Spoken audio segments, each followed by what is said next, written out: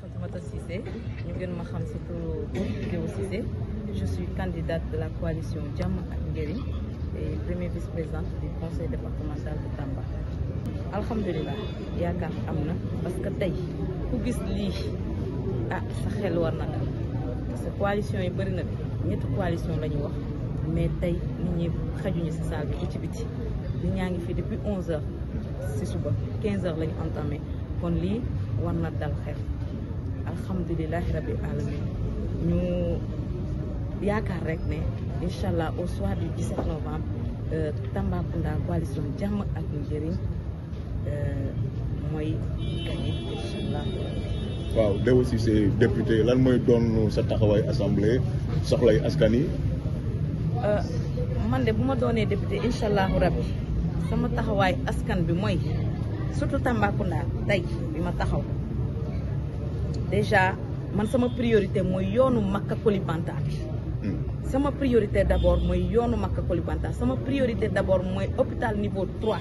sama priorité d'abord mooy université Sénégal oriental parce que université bi tey suñu doom yi man am naa doom étudiante suñu doom yi tey ñu ngi dem di fanaan ci couloir yi ñu ngi dem nit ñi di leen héberger des fois seen jàng yi du egg il est temps que Tamba mu am université il est temps que Tamba mu am hôpital niveau 3 tey ku feebar ba ma kaay ku feebar Mali Mauritanie ku feebar Gambie Tambacounda lañ la indi kon tey Tambacounda war na am hôpital niveau 3. raay bi aussi il est temps que train bi man de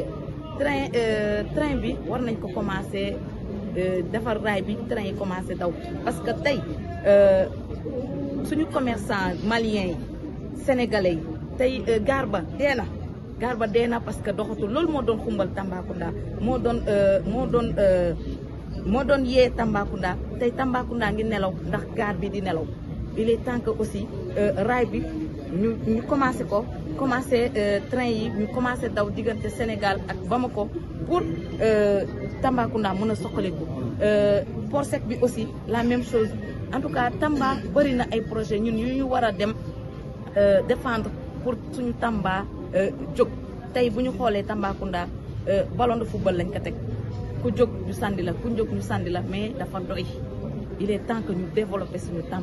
Tambacounda am na kilifa bu nekk jaar na fi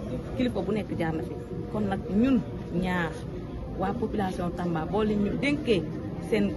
kaddu ñu dem représenter leen dignement incha allahu rabbi muy ndaw ñi muy mag yi muy jigéen ñi surtout jigéen depuis Senghor ba tey Tambacounda musul ñàkk député bu jigéen kon nag maa ngi demandé femme développement mi femme jigéen Tambacounda yëpp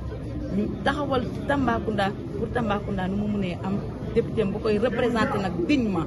maa ngi leen di masawu franchement métti na trop inondation bi ñëpp la métti muy zone bananière bi muy ci dans le département de Bakel tamit muy dans le département de Matam ñoom ñëpp lay masawu parce que tey dans le département de Bakel ñun aussi suñu kilifa